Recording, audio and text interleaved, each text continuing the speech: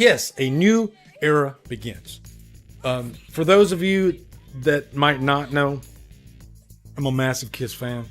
I've been a Kiss fan for ages. Funny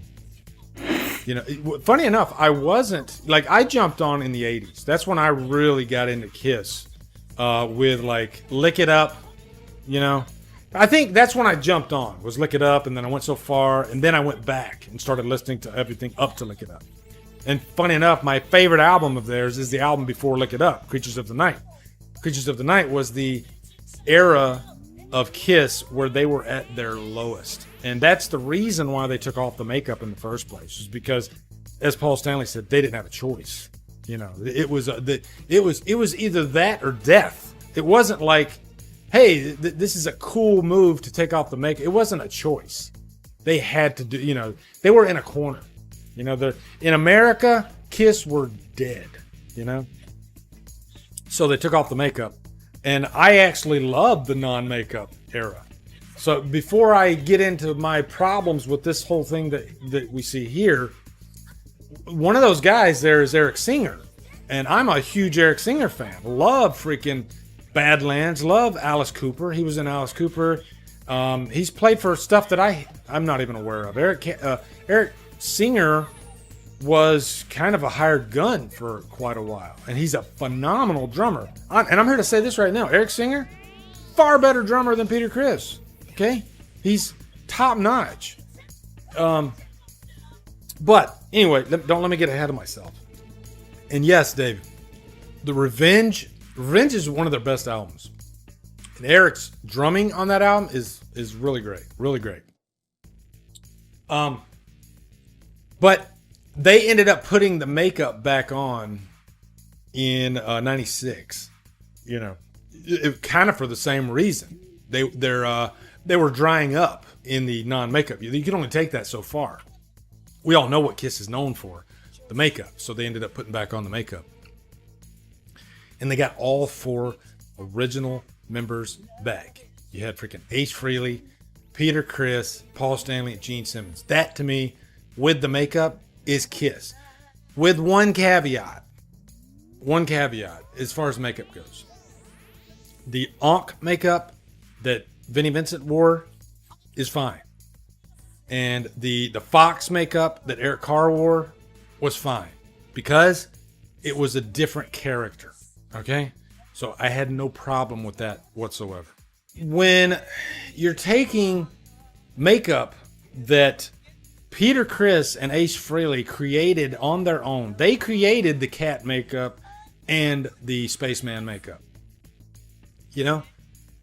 As far as legally, they don't own the makeup, obviously, because you got 2 other guys wearing it. But, you had Eric Singer and Tommy Thayer wearing Ace and Peter's makeup.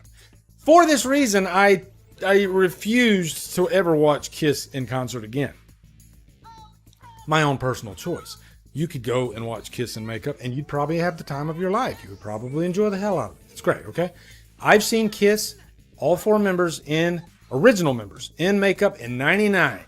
One of the greatest concert experiences I've ever had in my entire life. It was amazing seeing Ace Frehley doing his guitar solo, shooting rockets out of the guitar. Seeing Peter Criss do his iconic drum solo that he does for 100,000 years. Bells and whistles, people. It was all there. It was freaking amazing.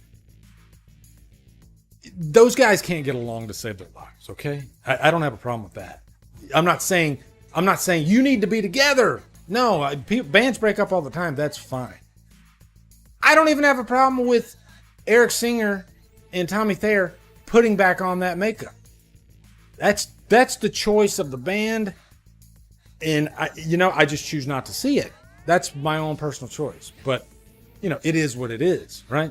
And I don't even harbor any ill will towards Eric Singer and Tommy Thayer, because they're collecting a check, they're a really nice hefty check, right? God bless them. Here's where I have a problem, okay? Here's where I have a problem. Kiss just had their final concert. I watched some clips from it today, actually. This is not the Kiss. By the way, I saw Kiss without makeup in the Revenge tour back in '92. One of the greatest freaking concerts I've ever seen in my life. So I've seen Kiss without makeup, with Eric Singer, and with makeup.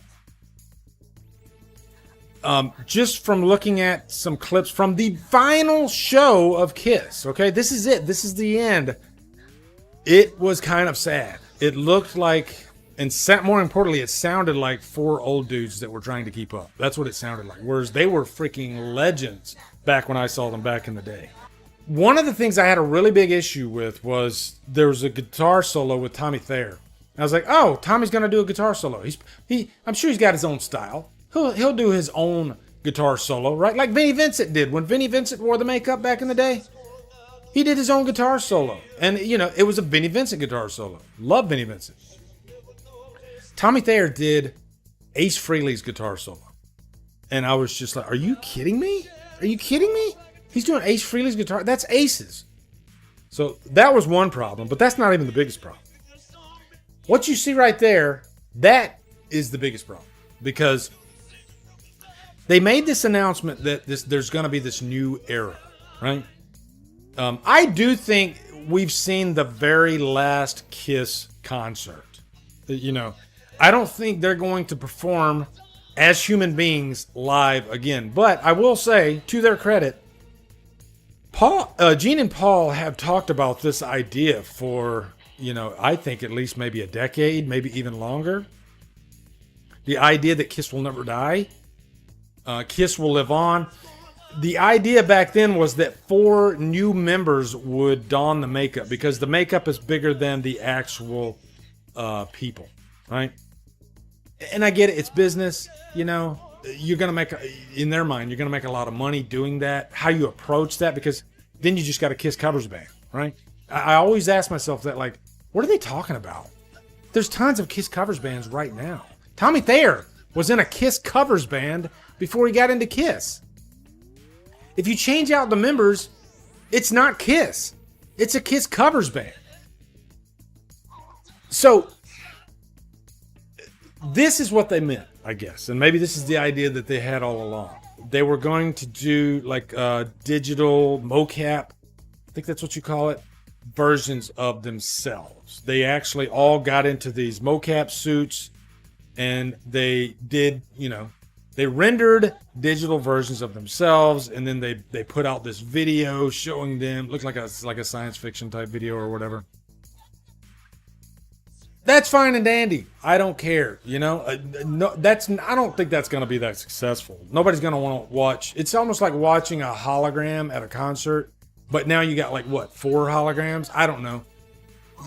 Maybe it's a Vegas act. Maybe that's what they're thinking of. But here's the problem I have. Okay, here's the problem I have. They rendered Eric Singer and Tommy Thayer's face. It's plain as day. And Paul and Gene stated, you won't be able to tell because of the makeup. Bullshit. Right there, that is freaking Eric Singer and Tommy Thayer's face. It sounds silly, but I have a major problem with that. Because if, let's just say hypothetically, this is really successful and it lasts for 100 years. For the next 100 years, Kiss will be known as those faces. The Catman will be known as Eric Singer's face, and the Spaceman's face will be Tommy Thayer's. That bugs the shit out of me, because those faces belong to Peter Criss and Ace Frehley. Nobody else. You want to put 2 other guys in that makeup to play concerts? That's fine. I'm not going to go see it, but that's fine. I got no problem with it. But for those characters to live on for eternity, and it's going to be those 2 faces and not Ace and Peter's. What's up, guys? You are at the end of the DD Live clip. What I do is I like to clip these out if I think the topic is important or something that's newsworthy. So thank you for watching, and if you want to watch more, you can go over here, you can go over here, click on one of those, and hopefully I can do this for 20 seconds, which I think I did. Okay, so yeah, thanks for watching, guys.